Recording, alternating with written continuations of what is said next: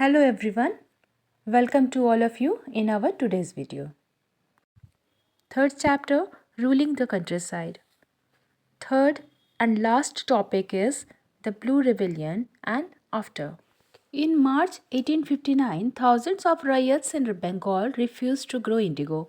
As the rebellion spread, ryots refused to pay rents to the planters and attacked indigo factories armed with swords and spears, bows and arrows. Women turned up to fight with pots, pans, and kitchen implements. Those who worked for the planter were socially boycotted, and the Gomastas, agents of planters who came to collect rent from beaten up. Riots swore they would no longer take advances to sow indigo nor bullied by the planters. Lathials, the lathi wielding strongmen maintained by the planters. Why did the indigo peasants decide that they would no longer remain silent? What gave them the power to rebel? Clearly, the indigo system was intensely oppressive. But those who are oppressed do not always rise up in rebellion. They do so only at times. In 1859, the Indigo riots felt that they had the support of the local jamindars and village headmen in their rebellion against the planters. In many villages, headmen who had been forced to sign indigo contracts mobilized the indigo peasants and fought pitched battle with the Lathials. In other places, even the jamindar went around villages urging the riots to resist the planters.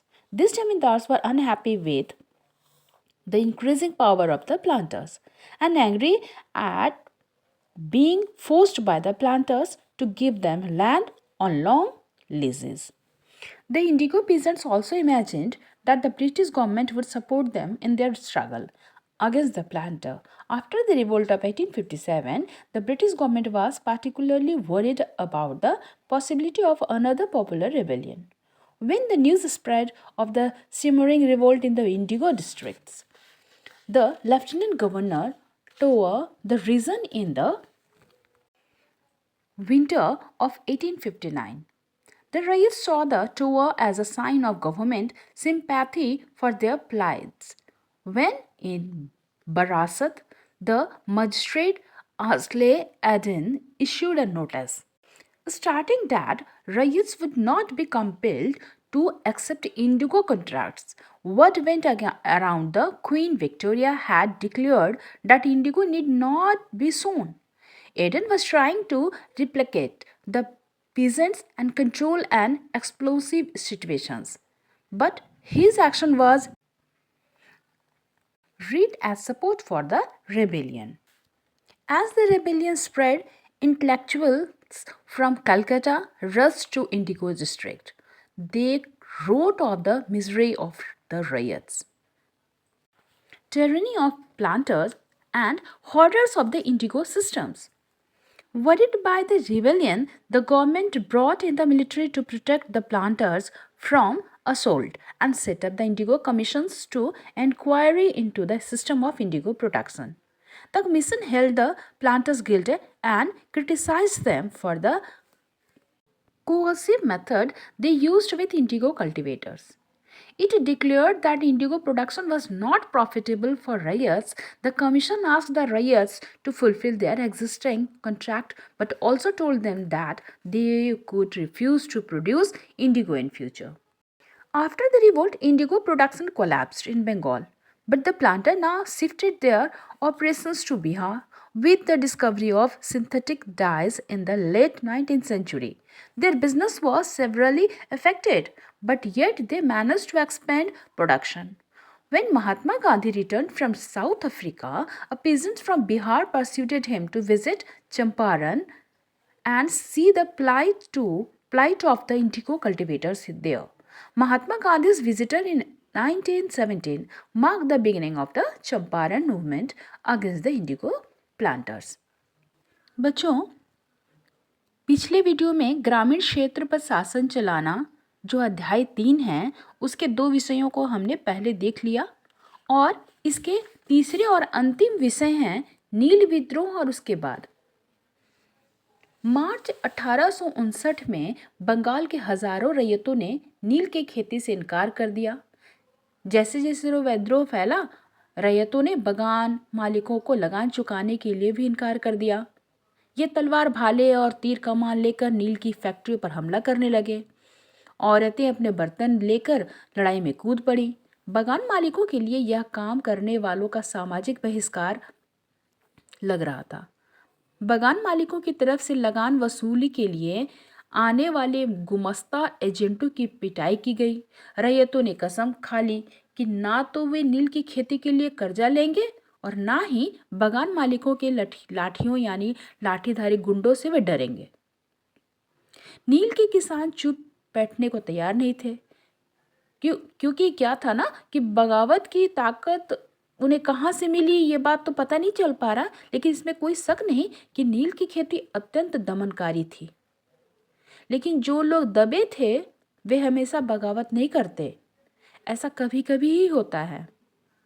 1859 में नील के रैयतों को लगान की बगान मालिकों के खिलाफ बगावत में उन्हें स्थानीय जमींदारों और मुखियाओं का भी समर्थन मिल सकता था। बहुत सारे गांवों में जिन मुखियाओं से नील के अनुबंधों पर जबरन दस्तखत कराए गए थे, उन्होंने ही नील किसानों को इकट्ठा किया और लाठियों के साथ आमने सामने की लड़ाई लड़ी। कई स्थानों पर रैयतों को बगावत के लिए उकसाते हुए खुद जमींदार गांव-गांव घूमने लगे। जमींदार इस बात से परेशान थे कि बगान मालिकों की ताकत बढ़ती जा रही है और बगान मालिक जबरन लंबे समय के लिए उनसे जमीन ले लेते थे। नील के किसानों को भी यह लग रहा था कि अंग्रेज सरकार भी संघर्ष में उनका साथ देगी। 1857 की बगावत के बाद ब्रिटिश सरकार एक और व्यापक विद्रोह के खतरे में डरी हुई थी। जब नील की खेती वाले जिलों में एक और बगावत की खबर फैली तो लेफ्टिनेंट गवर्नर 1859 को सर्दियों के इलाके का दौरा किया। रैयतों को लगा कि सरकार उनकी दुर्दशा से परेशान है और बरसात में मजिस्ट्रेट एसल्स एडन ने एक नोटिस जारी किया जिसमें कहा गया कि रैयतों को नील के अनुबंधन मानने के लिए मजबूर नहीं किया जाएगा। इस नोटिस के आधार पर लोगों में यह खबर फैल गई कि रानी विक्टोरिया ने नील की खेती ना करने का हुक्म दिया है। ईडन किसानों को शांत करने और विस्फोट स्थितियों को नियंत्रित करने की कोशिश कर रहे थे। उसकी कार्रवाई को किसानों ने अपने विद्रोह का समर्थन मान लिया। जैसे जैसे विद्रोह फैला, कलकत्ता के पढ़े लिखे लोग भी नील के जिलों की ओर चल पड़े। उन्होंने रैयतों की दुर्दशा, बगान मालिकों की जोर जबरदस्ती और अत्याचारी नील व्यवस्था के बारे में लिखा। इस बगावत से परेशान सरकार को बागान मालिकों की रक्षा के लिए सेना बुलानी पड़ी। नील उत्पादक व्यवस्था की जांच करने के लिए एक नील आयोग भी बना लिया गया। इस आयोग ने बगान मालिकों को दोषी पाया, जोर जबरदस्ती के लिए उनकी आलोचना की। आयोग ने कहा कि नील की खेती रैयतों के लिए फायदे का सौदा नहीं है। आयोग ने रैयतों से कहा कि वे मौजूदा अनुबंधों को पूरा करें, लेकिन आगे से वे चाहे तो नील की खेती बंद कर सकते हैं।